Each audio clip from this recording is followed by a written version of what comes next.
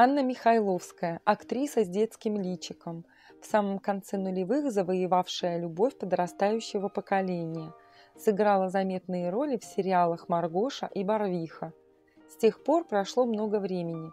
Девушка повзрослела и стала настоящим украшением многочисленных телепроектов, таких как «Золотые», «Расплата за любовь», «Счастье есть», «Деревенщина», «Манекенщица», «Капитанша». Анна Михайловская появилась на свет 3 июля 1988 года в Москве. Семья была далека от мира искусства. Отец Михаил Федорович – выпускник строительного университета МИСИ, а мама Ольга Александровна – стюардесса, всю жизнь проработавшая в Аэрофлоте. Именно мама, которой по долгу службы всегда нужно было выглядеть на все 100, научила Аню хитростям макияжа, умению подбирать одежду и прочим секретам красоты. Когда Ане исполнилось 12 лет, в семье появился малыш Антон.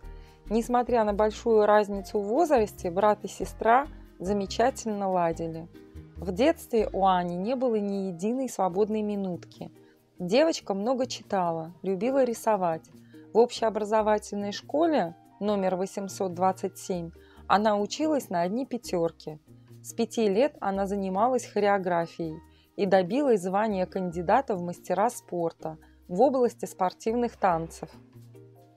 В выпускном классе она прошла в МИСИ вне конкурса, как олимпиадница, и готовилась продолжить династию строителей. Не только отец, но и дядя и двоюродный брат Ани окончили МИСИ. Но все изменил случай, направивший жизнь и мечты Анны в другое русло. В это время девушка подумывала прекратить занятия танцами, так как ее постоянный партнер перестал показываться на тренировках. Родители уговорили Анну сходить на танцы в последний раз. И именно в этот день на занятия нагрянули продюсеры Мосфильма, подыскивающие актрису в сериал «Самая красивая». Для съемок была необходима танцовщица, которая по сценарию приезжает в Москву из провинции для участия в танцевальном конкурсе. В итоге кастинг-менеджеры отдали предпочтение именно Анне. Потом выяснилось, что актрису с необходимыми задатками они искали 6 месяцев. Этот случай обескуражил девушку. Все партнеры по съемочной площадке наперебой советовали ей идти в ВГИК. Поколебавшись, она забрала документы из МИСИ и записалась на вступительные экзамены в кинематографический институт. Пробы проходили параллельно со съемками сериала, и Михайловской приходилось разрываться между работой и подготовкой. Ее экранная мама Алена Хмельницкая посоветовала зазубрить отрывок из Бунина, который приемная комиссия приняла на ура. Училась Анна на курсе Владимира Александровича Грамматикова и в 2009 году стала дипломированной актрисой. Главная роль в сериале с внушительным актерским составом – отличный старт карьеры для начинающей актрисы, но на этом ее путь к успеху только начался. В 2007 году она получила небольшие роли в проектах «Закон и порядок. Отдел оперативных расследований», «Возвращение Турецкого», а также сыграла Катю, подругу курсанта Трофимова, в сериале «Кадетство».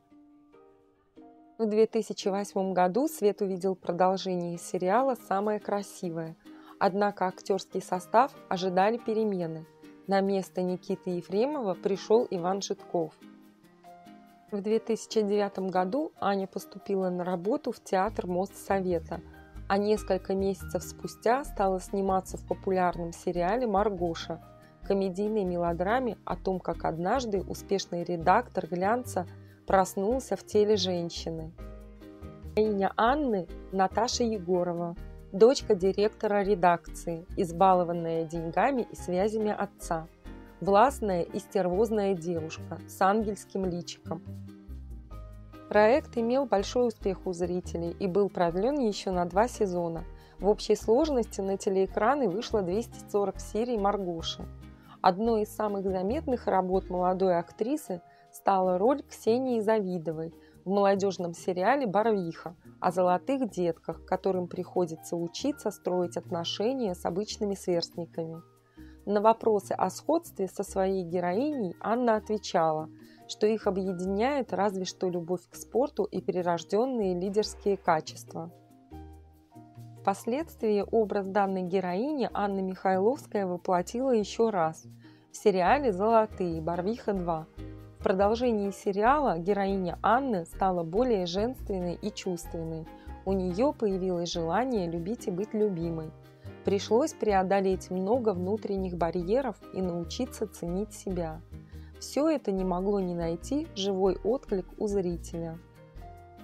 В 2013 году Анна снялась в сериале «Карпов», сыграв журналистку Валерию Вересову. В 2014 ее можно было увидеть в сериале «Манекенщица», где ей вновь досталась центральная роль – детдомовка Сашенька, которая приезжает в Москву, чтобы поступить в институт, но проваливается и устраивается в дом моделей уборщицей. А дальше начинается сказка про Золушку на современный лад. Сашу замечает именитый модельер и предлагает ей выйти на подиум.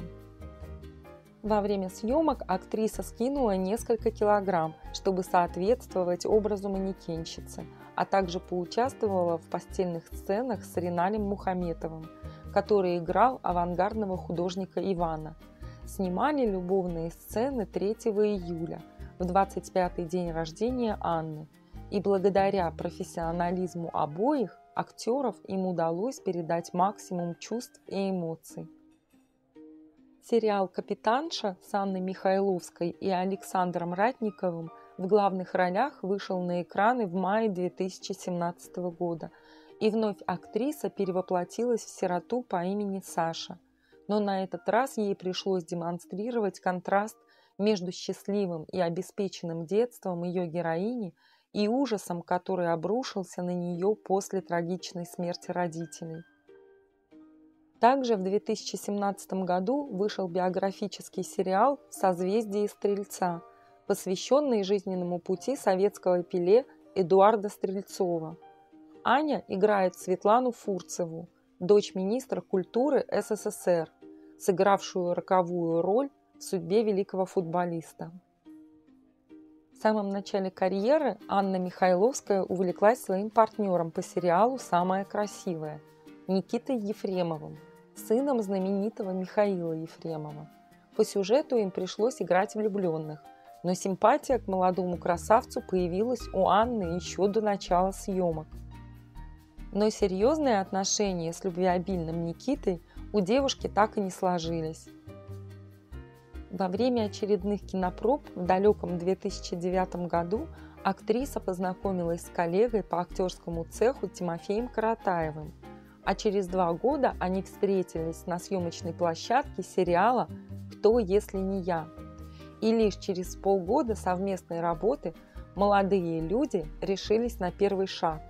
Официально объявили себя парой в августе 2012 года. Ровно через год влюбленные сыграли свадьбу, а 6 июля 2015 года Анна Михайловская стала мамой. Появившегося на свет мальчика назвали Мирославом, ласково Мироша. 2 месяца спустя она вернулась к работе. Вскоре после рождения сына начались съемки сериала «Капитанша», которые вместо ожидаемых 3 месяцев растянулись на 7. Разлука с сыном стала страшным испытанием для Анны. Улетел в это время и Тимофей. 4 месяца он провел на съемках в Китае. Забота о Мирославе легла на плечи родителей Анны. В 2018 году поклонники актрисы заподозрили, что в семье что-то происходит неладное. Исчезли их совместные фотографии в Инстаграм. Тимофей начал выкладывать снимки с другими девушками.